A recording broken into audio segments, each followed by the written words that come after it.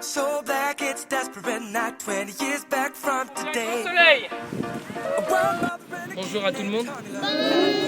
Bonjour. Aujourd'hui il fait beau, on va en profiter, on va s'amuser. On est là pour jouer, le football c'est un jeu. D'accord, on est là pour s'amuser. On accueille les enfants au TVEC Les Sables donc le mercredi. Ce sont les enfants de la catégorie U6, U7 qui sont des enfants qui ont 4, 5 ou 6 ans. C'est la première fois qu'ils font du football. Qu'est-ce qu'il faut faire quand on arrive à la séance de football? On s'écoute et on lève la main.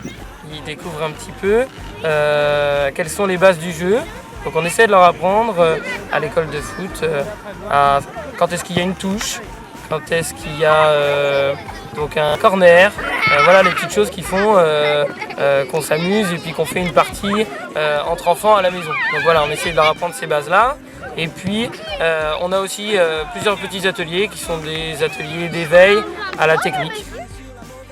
Et si on apprend des choses, on va prendre du plaisir. On va prendre du plaisir. Avant, j'avais gagné un point. C'est bon, on écarte les bras. On a choisi de mettre nos enfants au club parce que le papa a déjà joué étant jeune dans ce club. Et on a une très bonne opinion du TVEC. On trouve qu'ils participent, les éducateurs sont très sympas, ils participent vraiment à l'éducation de nos enfants. Nous, en tant que parents, on a notre rôle, mais eux aussi. Et on est content en tout cas d'avoir nos deux enfants inscrits au TVEC. Et on prend la vitesse, Jules. Ouais, on tape dans la main, c'est reparti les champions. On part dès la catégorie U6, U7, où on accepte aussi les gamins de U5, où là, cette catégorie-là, c'est de l'éveil, hein, c'est vraiment on accueille les enfants de manière très conviviale et on a la chance d'avoir une équipe d'éducateurs vraiment hyper performante avec des joueurs de l'équipe première et dirigés par Adrien. L'objectif, c'est avant tout qu'on puisse former des futurs adultes qui soient bien dans leur tête, qui soient bien dans leurs pieds évidemment pour jouer au football. Et donc l'objectif, c'est vraiment de pouvoir leur apporter une base située avant tout sur le respect, sur la vie en collectivité, de former des bonnes personnes. Après, on passe à la catégorie U8, U9, qui est dirigée par Alain Chasseret, où là, l'éveil devient un petit peu l'initiation, le commencement de l'initiation, où les joueurs commencent à se mettre avec un rapport ballon-joueur et où la conduite de balle, le contrôle, la passe commencent à être abordés.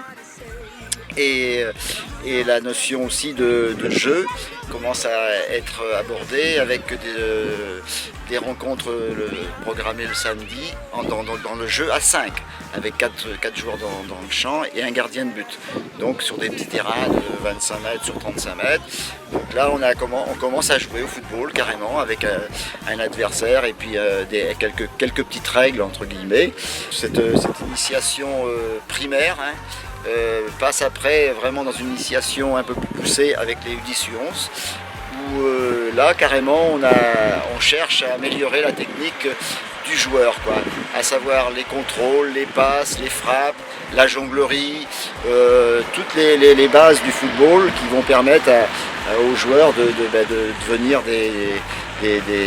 soit des bons joueurs, soit des joueurs un peu moins bons, mais enfin de pratiquer le football carrément avec la notion de toutes les bases du football fondamentales, quoi. Et ça se joue à 8 là, en U10 U11. Chaque samedi aussi, pareil, avec des rencontres où la compétition est bannie. Où simplement le résultat est enregistré, gagné, perdu ou nul, mais où il n'y a pas de classement, on n'est pas du tout dans la compétition et on est dans l'initiation encore, dans le respect des règles, dans le respect de l'adversaire, dans le respect du partenaire, et on essaie de jouer ensemble aussi parce que cette catégorie, comme on commence quand même à être organisé un petit peu, on commence à aborder un peu l'esprit tactique très très sommairement, quoi. Lundi 4 mai pour les U13. Avec les U13, l'entraînement termine la préformation en fait. On va bientôt s'approcher du football à 11. Donc on est plus dans la structuration de l'espace On commence déjà à avoir des circuits préférentiels de conduite de balle, de construction. On commence à parler de largeur de terrain, de verticalité dans les passes longues, de façon à ce que progressivement, il s'accapare le terrain de foot à 11, qui sera quand même différent du terrain de foot à 8. Donc pensez à non seulement à voir quel est le joueur qui a la balle, parce que c'est l'élément le plus important, mais pensez aussi à vos zones défensives. Nous, le mercredi, on vient là pour s'amuser et pour s'entraîner. Ouais, pour se défouler. C'est que c'est encadré, c'est pas n'importe quoi et il y a de la bonne humeur. Quand on fait ce qu'il faut pas faire, ils savent nous recadrer, mais c'est pas non plus tout droit sans qu'il y ait des fois un peu d'amusement. On privilégie beaucoup le jeu avec ballon sans arrêt. Après, c'est qu'on a 3 groupes très intéressants, 3 groupes de niveau, donc les enfants peuvent travailler vraiment dans un cadre excellent. On peut être très bon, avoir de grosses lacunes. Finalement, on s'y retrouve dans n'importe quelle équipe, donc vraiment la notion de plaisir est là pour tout le monde. Ils arrivent du foot à 8 en U13. Bien sûr, ils sont avec moi en U15 et c'est notre approche. Je dirais que c'est un peu la découverte du vrai football puisqu'on joue sur un terrain, un grand terrain, dans les vraies dimensions, à 11 contre 11. Donc la première difficulté, c'est de gérer un petit peu l'espace. Donc il y a un gros travail d'espace et de nouveaux repères à avoir pour ces enfants qui passent du football de 8 à 11. C'est aussi bien évidemment un travail de la gestion de l'effort, puisque les dimensions sont nettement plus importantes, et la gestion aussi du temps, puisqu'on passe sur des mi-temps de 2 fois 40 minutes. On passe. Ah, reculons là-bas, reculons, allez, vite, allez, passe. Il faut aussi encourager les parents à contrôler leurs enfants dans les moments de fatigue, aussi bien scolaire que sportive et tout, et aussi de les aider à se soigner correctement, parce que souvent, nous, on est là pour les conseiller quand ils ont de la fatigue et tout, on leur demande de se reposer, de ne pas venir s'entraîner éventuellement quand ils ont des blessures. Et ça, c'est qu'ils soient suivis par le parent, par un médecin et par un kiné si des soins sont nécessaires.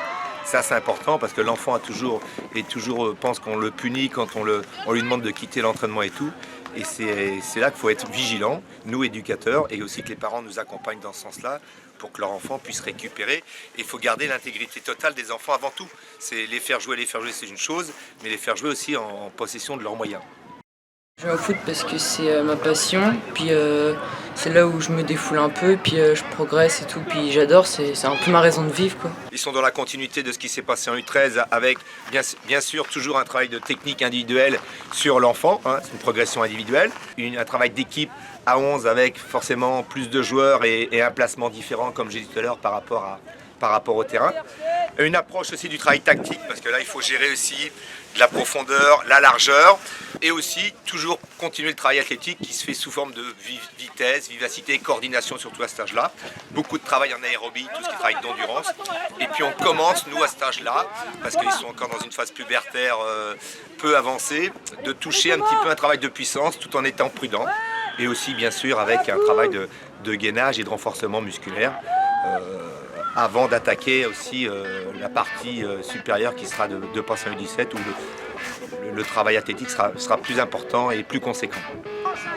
Donc comme disait Bruno, oui, donc après Bruno ils viennent me voir. Donc en U17 on travaille sur une planification annuelle, c'est-à-dire que toutes les 4 semaines on se base sur différents critères techniques, athlétiques et puis tactiques. Ce qu'il faut savoir, comme le disait Bruno, en moins de 15 ils sont en plein dans la puberté, en U17 il y en a qui y sont encore, il y en a d'autres qui sont sur la fin, donc on peut travailler des choses différentes qu'ils n'ont pas encore abordées, c'est-à-dire d'un point de vue athlétique on va toujours entretenir la vitesse, la coordination, la capacité, enfin, tout ce qui est endurance, ce que faisaient déjà avant les enfants en U13 et U15. Mais ils vont aussi découvrir la puissance et la résistance.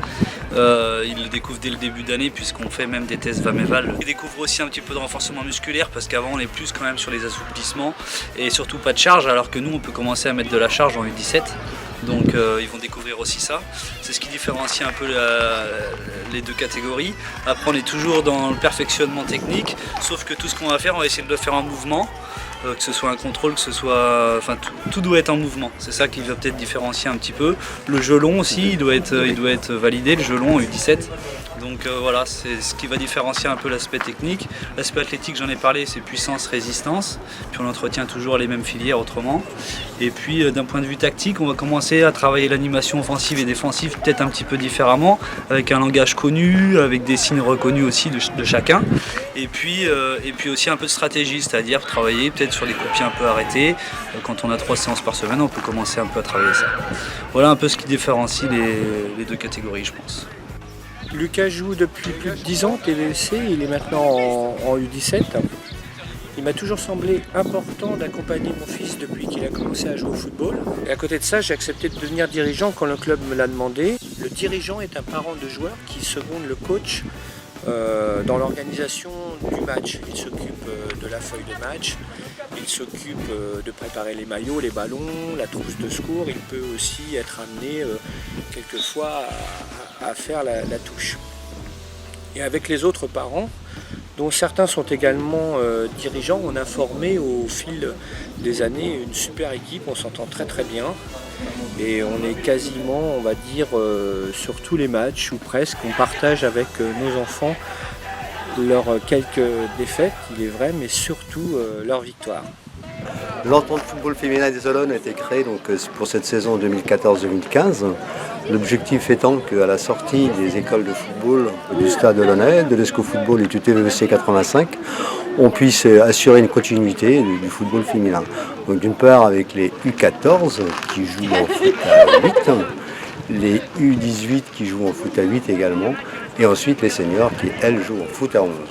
Donc cette saison était une saison un petit peu de démarrage qui nous a permis de faire un petit peu le point de la situation au niveau du football féminin.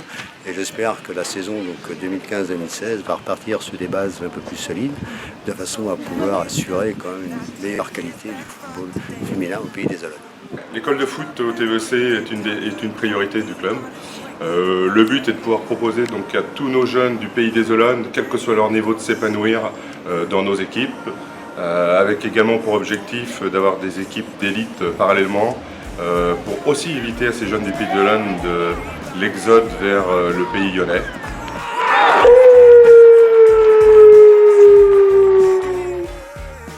C'est aussi de pouvoir leur proposer à terme d'intégrer les équipes élites seniors, puisque historiquement on formait beaucoup de jeunes avec de la qualité et qui s'exilaient. Aujourd'hui on voit que sur la dernière feuille de match de l'équipe 1, on a 5 joueurs qui ont été formés au pays des Olonnes. Donc aujourd'hui c'est de pouvoir proposer à un jeune qui a été formé de jouer dans l'équipe élite du club. Il ne faut pas oublier qu'un club de football a une dimension sociale, c'est l'intégration de tout le monde. Et comme le dit David, l'idée c'est que chaque enfant s'épanouisse à son niveau de football. Et on sait qu'un enfant qui est peut-être très fort en U13 ne sera pas forcément très fort en U17. Ça permet à chaque enfant d'évoluer avec sa croissance, sa vie personnelle, mais toujours de prendre du plaisir. C'est l'essentiel, prendre du plaisir et s'épanouir. Voilà. Ça c'est une des vocations essentielles de notre club. Pour arriver à ça, il faut mettre dans toutes les équipes des éducateurs de qualité. Je pense qu'on a des éducateurs de qualité et le travail paye.